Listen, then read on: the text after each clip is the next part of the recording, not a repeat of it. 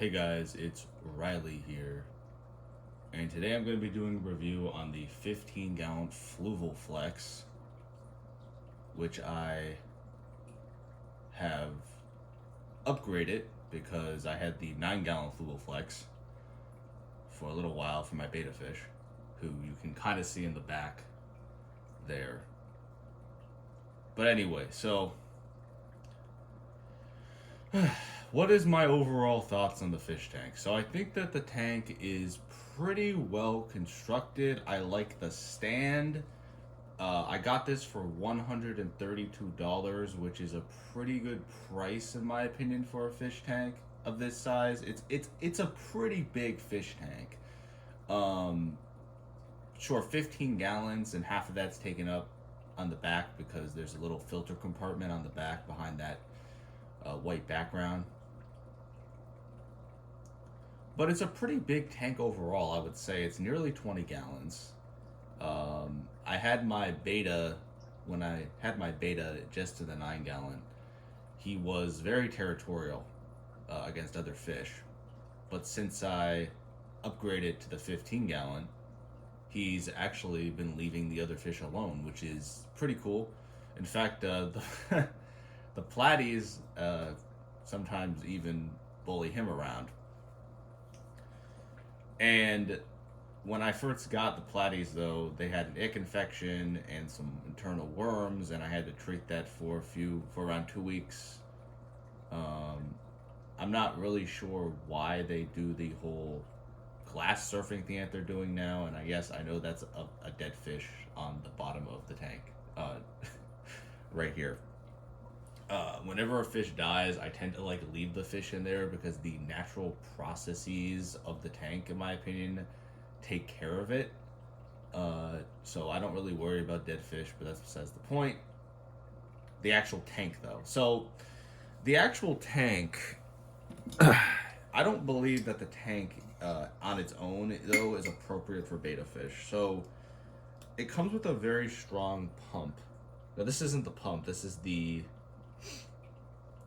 output to the pump, but there's no restriction on the flow of this. It's just constant and really bad. So what I did is that to restrict the flow on that, is that I got rid of that. As you can clearly see, it's not in the tank.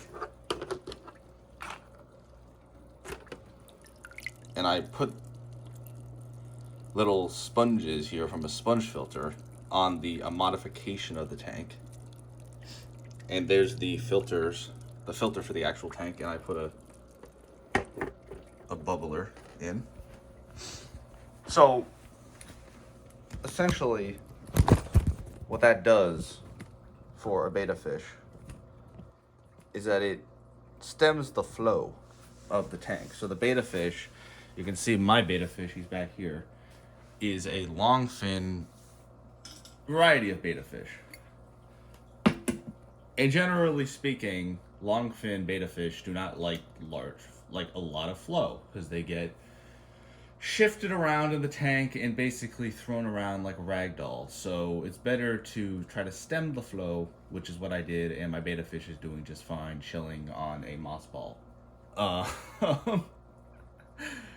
But yeah, I also added this bubbler thing for the beta fish. There's actually a filter in there. It's supposed to be like a beta fish bubbler thing for people who have smaller tanks, but it works just fine in here as extra filtration. It's kind of like just a sponge filter, just a small sponge filter. This here, by the way, is a baby guppy, if anybody is wondering. If anyone can see that, but there's a baby guppy. It's actually some baby platies already back there, so the female already did give birth, which is kind of insane how quickly that happened. Because I was literally just treating them for a bunch of parasites and stuff, but already gave birth. So one thing I really like about the tank is the curvature. It makes the fish kind of stand out in a way that they kind of pop out at you, and I like that. So yeah, I would say overall though, except for maybe the feeding hole and the filter, because the feeding hole, as you guys can see, there's no feeding flap. It's just a fucking hole. I don't know. It's kind of dumb. But I would say overall for this tank, it's pretty much worth your money. In fact, because it comes with all this stuff already, I would rather buy this thing than buy just a tank with no filter. I don't really think that you're saving like that much money, because you buy the tank. Let's say like this tank, for example, that I had. This is a guppy tank, a 29-gallon guppy tank that I just upgraded from a 5-gallon. Because I upgraded both of these tanks here. Like, you buy the tank, right? But it's like, then you have to buy the filter, the heater. The tank itself is like, what, $100? Add more to that. It could be $200 for that whole thing. Not just that size tank, but a fucking 10-gallon tank.